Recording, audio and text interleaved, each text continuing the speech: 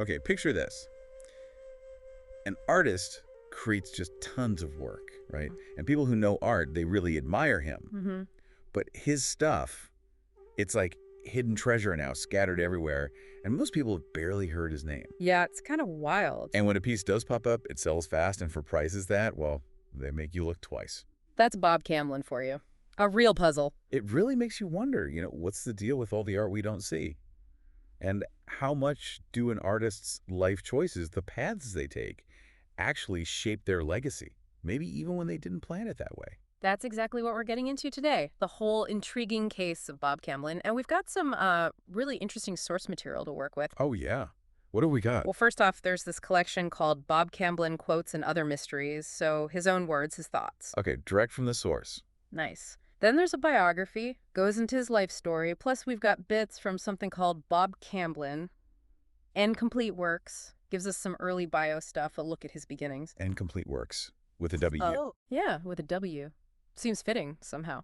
Yeah. And there's also a YouTube transcript. Someone did an analysis of one of his drawings. White magic, white lies. Ooh, interesting. A deep dive into a specific piece. Exactly. And finally, just some general historical info, book reviews, comments from people who actually knew him. Gives context. Wow, okay. So it really is like putting together a puzzle. We've got his voice, his life story, how others saw his art, what his friends remembered. Mm-hmm. So our mission today for everyone tuning in is basically to pull out the key stuff about Camblin.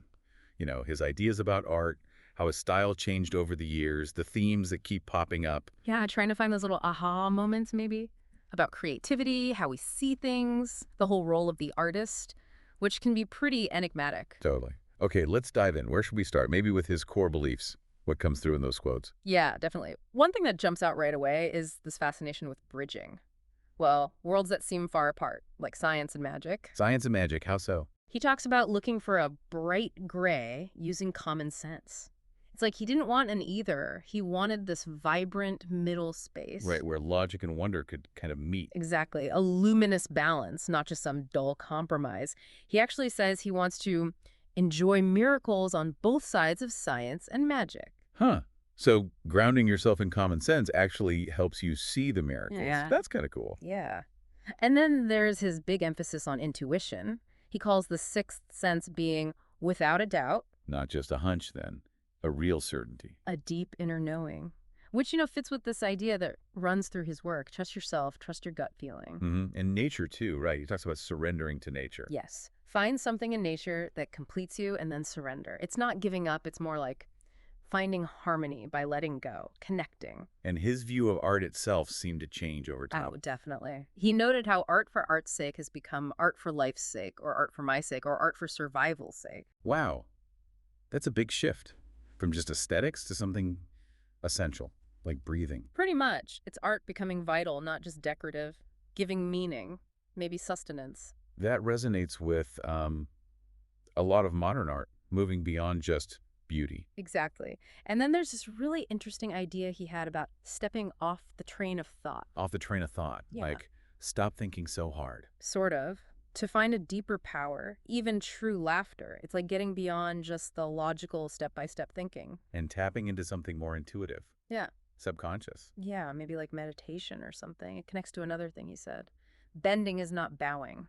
Finding strength and flexibility, not just confrontation or giving in. Right. And you can see how that might lead towards his interest in Zen later on. He also talked about communication versus argument, how learning happens in both, but real communication is something else. Yeah, when neither winning nor losing is the point. And this constant theme of duality, balancing, and being for and against, it's everywhere. Like he's always looking at both sides of the coin. Not necessarily to pick one, but just to understand that tension, that back and forth between them. Okay, so that gives us a sense of his mindset. What about where he came from, his early life? Right, let's go back. Born in Oklahoma, 1928, and art was in the family, wasn't it? Yeah, both parents were artists, so he grew up in it. Was even art director for his high school yearbook. The biography mentions Ponca City, where he grew up. That contrast between the big oil money, like the Marland estate, Right, that huge mansion. and just, regular life, and that pioneer woman statue there, apparently that stuck with him, showed up later as this shorthand, VV. VV, for his mother, Viva. Seems so, yeah. And get this, The Wizard of Oz was apparently a huge deal for him, really captured his imagination. Huh, Oz. Okay. And he had an important friendship early on. With Forrest Harrisberger. Met in high school, shared artistic vibes. They both ended up at the Kansas City Art Institute, KCAI. But the Korean War interrupted that. Yep, both served. But here's something interesting. Camlin was apparently always reading, voraciously, even during art classes. Seriously. Skipped class to read. Apparently. That intellectual curiosity seems key. It must have fed his art. Anyway, after the war, back to KCAI, and then he got a Fulbright.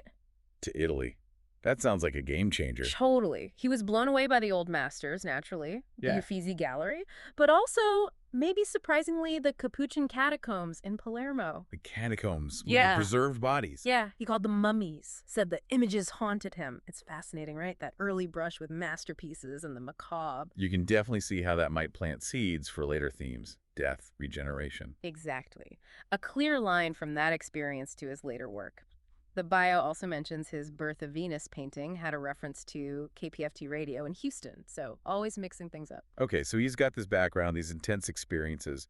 Then he starts teaching. Yeah, taught at a few places, Ringling, Illinois, Detroit, Utah, before landing at Rice University in Houston. And Houston seems important. Collaborations. Big time. Yeah.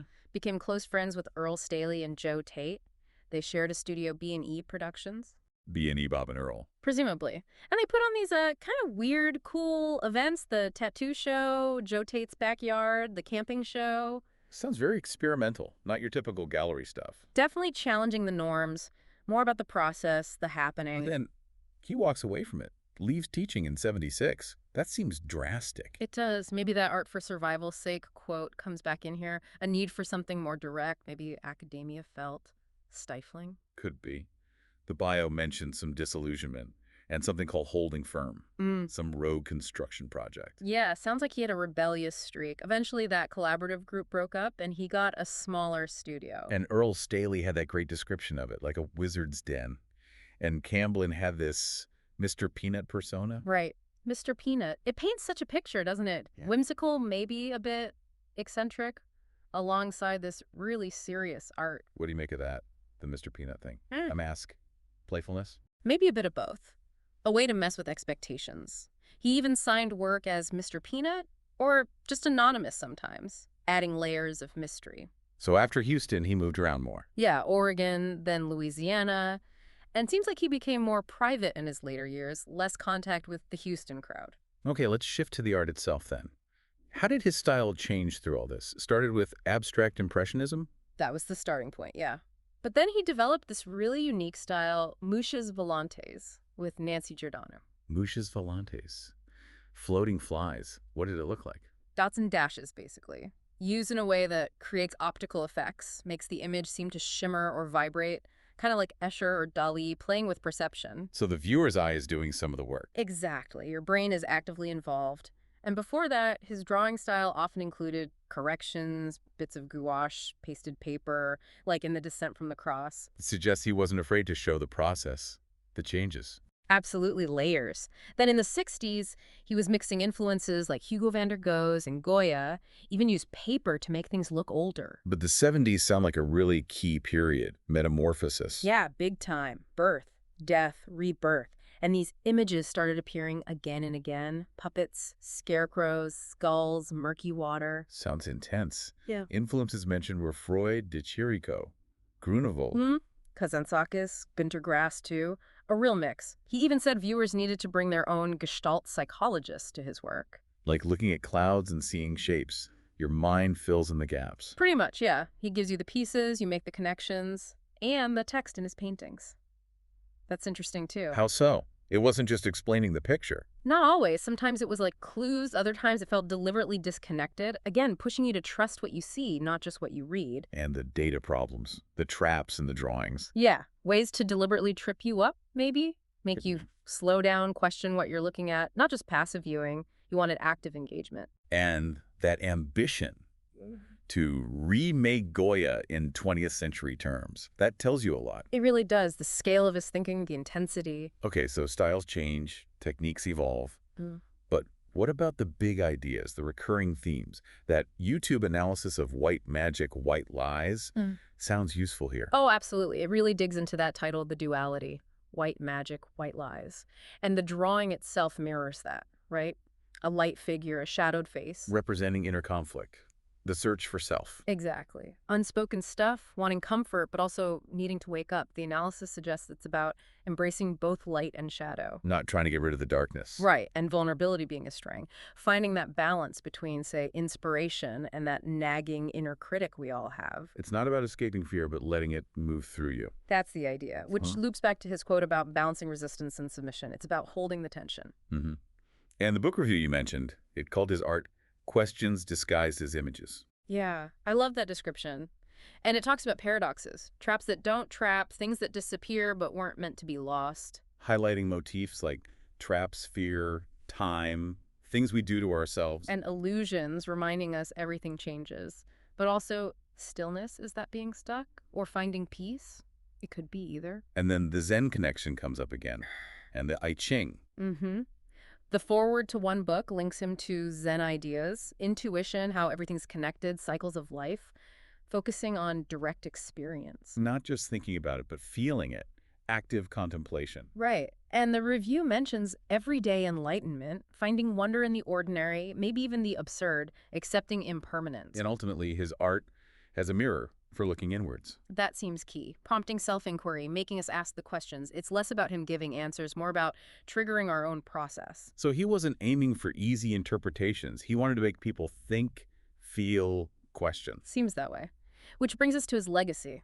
How was he seen? Did he get recognition? Well, the sources stress how enigmatic he was, and how his work was, and maybe still is, hard to come by, but really sought after. He definitely got critical praise, though. People like Charlotte Moser, Eleanor Freed, they saw what he was doing, his depth. And there's those great quotes from people who knew him. Pete Gershon calling him a mystical trickster figure. Yeah. Georgia Jackson Jr. talking about reading his art like a book. Earl Staley emphasizing his impact as a teacher, a collaborator. Penny Serling mentioned his questioning nature, always probing, and Carolyn Farb pointed out how autobiographical it all felt. It builds a picture, doesn't it? Deeply respected within his circle, even if not a household name. And that effort to put on a museum show after his stroke, or the frame shop show to help him out, that says a lot about the community around him. It really does. Speaks volumes about the affection and respect he commanded. It feels like, for Camblin, the journey, the exploration, that was the point, more than fame. Yeah, his dedication to asking questions, mixing up ideas, those hidden layers in his work, it's a really rich legacy, even if it's not widely known. Absolutely. Leaves you thinking. So, for everyone listening, what part of Camblin's whole approach kind of clicks with you? Does his way of looking at things, questioning things, balancing inner and outer stuff, Right. does that resonate with anything in your world? Yeah, it's interesting to think about, and maybe this whole deep dive leaves us with this thought. Perhaps art's real power isn't just in showing us things, but in making us question what we think we already know. Mm-hmm. Like, what obvious truths in our own lives could maybe use a closer look, a more Camblin-esque examination? Exactly. What are you taking for granted? If this got you curious, definitely try and find some images of Bob Camblin's work online.